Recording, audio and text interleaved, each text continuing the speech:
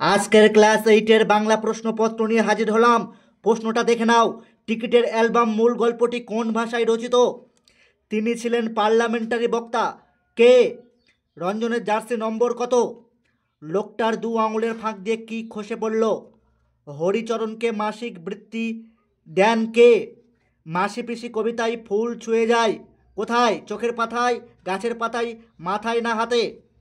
ব্যাস বাক্যের অপর নাম কি? উভয় পদের অর্থ প্রাধান্য পায় যে সমাসে?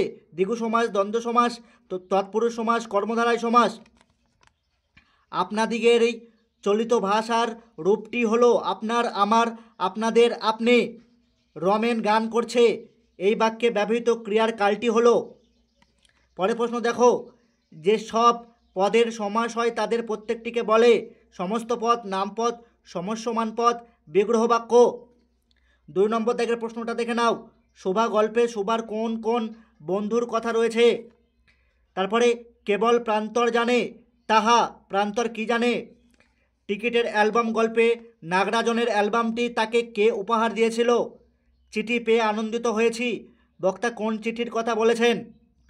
পরে প্রশ্ন, কখন স্বাধীনতা প্রয়োজন হবে না?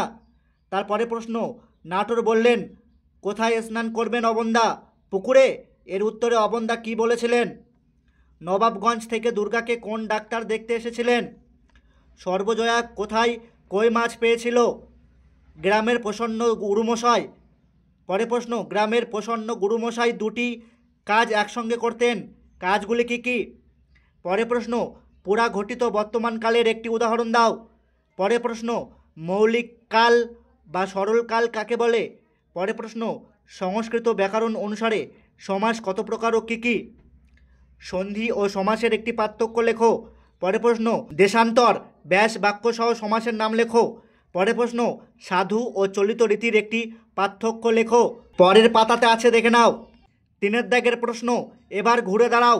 ঘুরে দাঁড়াও বলতে সাধারণভাবে কি বোঝানো হয়েছে? লোকটি জানলই না। লোকটি জানলই না কবিতায় কোন কথাটি লোকটির অজানা থেকে গেল? রেল বাজারের হোমগার্ডরা সাত ঝামেলা ঝোটায় কোন প্রসঙ্গে এ কথা বলা হয়েছে? নাগরাজন তার টিকিটের অ্যালবামের মলাট লাগিয়েছিল কেন? পরে প্রশ্ন, কথাটা মনে হতেই রাগে ফুঁসে উঠল রঞ্জন।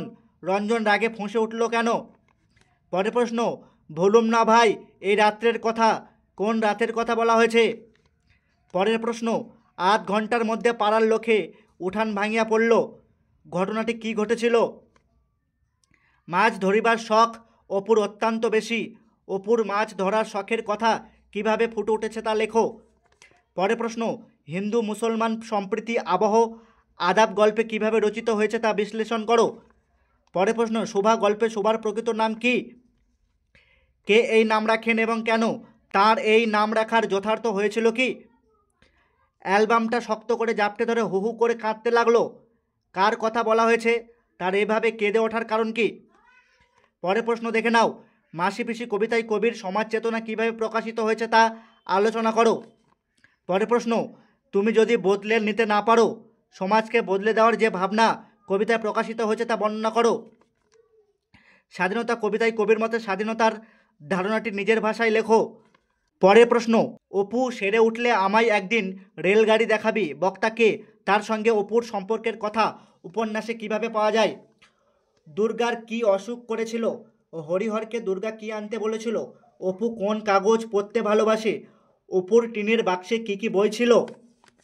তারপরে তোমরা দেখে নাও, এই যে পত্র আছে, পত্রগুলো দেখে নাও কি আছে। তারপরে একটি প্রবন্ধ রচনা আছে, যে কোনো একটি বিষয় লিখতে হবে। তোমার প্রিয় খেলা, একজন শ্রেষ্ঠ বাঙালি বিজ্ঞানী।